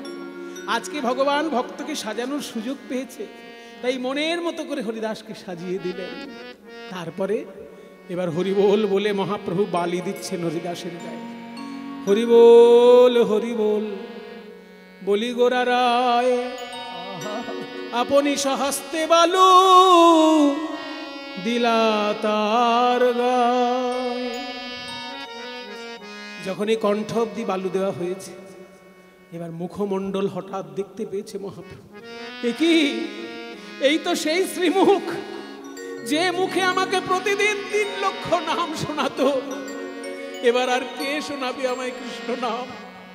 এবার আমায় কে শোনাবে? বলো এবার আমায় কে শুনাবে? এমন মধুর মধুর মধুর করে না, এবার আমায় কে শুনাবে? এমন মধুর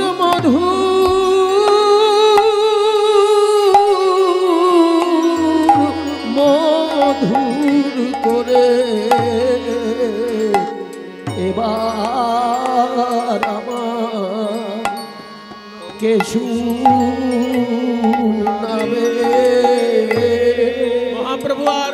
দিতে পারলেন না, সকলে মিলে সমাধি সম্পূর্ণ করে সেখানে একটা বেদি তৈরি করে রাখলেন।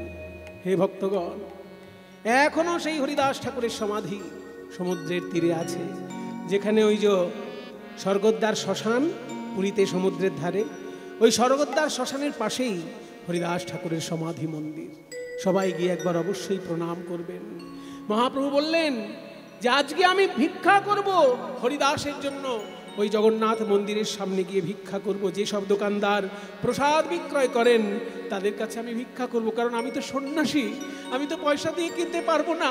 আমি ভিক্ষা করব, তারা যা প্রসাদ দেবেন আমি সেটাই ভক্তদেরকে বিলিয়ে দেব। সিংহদ্বারে আসি প্রভু পশারির ঠাই, সিংহদ্বারে আসি প্রভু পশারির ঠাই, চলো পাতিয়া ভিক্ষা মাগিল তথায়, আচল পাতিয়া ভিক্ষা মাগিল তথায়। হরিদাসের মহাপ্রয়াণ উৎসবের তরে, হরিদাসের মহাপ্রয়াণ উৎসবের তরে, আচল ভরিয়া ভিক্ষা দেহ আমার। তোমরা আচল ভরিয়া ভিক্ষা দেহ তো আমারে। শ্রীপাদ রামদাস বাবাজি মহারাজ কি সুন্দর আখর দিলেন দেখুন। বলে ভগবান ভিখারি আজ ভক্তের প্রেমে বাঁধা পড়ি, ভগবান ভিখারি ভক্তের প্রেমে বাধা পড়ি, ভগবান ভিখারি ভক্তের প্রেমে বাধা পড়ি, ভগবান ভিখারি আচল পেতলা ভিক্ষা মাগিল তথায়। ভিক্ষা নিয়ে মহাপ্রভু এসে অগণিত ভক্তকে প্রসাদ পাওয়ালেন আর আশীর্বাদ করলেন। যারা যারা হরিদাসকে সঙ্গ দিয়েছে শেষ উৎসবে তারা সকলে কৃষ্ণ প্রেম লাভ করুক, কৃষ্ণ প্রেম লাভ করুক, কৃষ্ণ প্রেম লাভ করুক। সবাই মিলে একবার হরিদাস ঠাকুরের জয়ধ্বনি দিন।